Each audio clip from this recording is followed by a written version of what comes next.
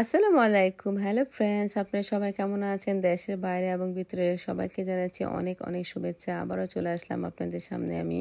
তো এখানে আমি লাউ শাক নিয়েছি, এগুলো একটু বাফিয়ে নিব। তো ভালো করে কেটে ওয়াশ করে নিয়েছি। এর তো পরিমাণ মতো লবণ দিয়ে দিচ্ছি, সাথে দিয়ে দিচ্ছি কাঁচামরিচ। এই যে দেখুন আমারটা একদম একটু গরম হয়ে গিয়েছে। এখন আমি কিছু পানি দিয়ে দিব যেন শাকটা এবং এই যে লাউ শাকের ডাঁটাগুলো ভালো করে একদম সিদ্ধ হয়ে যায়। আর এই শাকটা খেতে ভীষণই মজা, আপনি গরম গরম ভাতের সাথে ভীষণ ভালো লাগে।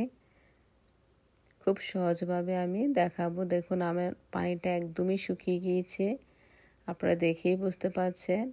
এখন আমি উঠিয়ে ফেলবো। তো দেখুন অলরেডি উঠিয়ে ফেলেছি। এখন আমি আরেকটি প্যান বসিয়ে দিয়েছি এবং সাথে আমি দিয়ে দিয়েছি একটি পেঁয়াজ কুচি করে রেখেছি, সেগুলো দিয়ে দিলাম এবং সাথে দিয়ে দিলাম একটি কাঁচামরিচ ফালি করে রেখেছিলাম সেগুলো। দেখুন আমার পেঁয়াজটা মোটামুটি ভাজা ভাজা হয়ে গিয়েছে। এখন আমি দিয়ে দিব রসুন কুচি, কারণ রসুন কুচিটা একটু পরে দিলাম, কারণ এটাকে একটু হালকা ভেজে নিব, তাহলে ফ্লেভারটা ভালো আসে এবং খেতেও ভীষণ মজা।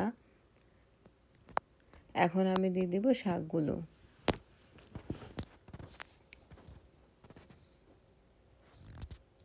এখন ভালো করে একদম নাড়াচাড়া করে শাকটা একদম শুকিয়ে নিব।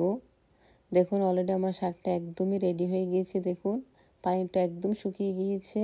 আর দেখতে দেখুন একদম গ্রিন আমার শাকটা, কালারটা অনেক সুন্দর এসেছে। কেমন লাগলো বন্ধুরা?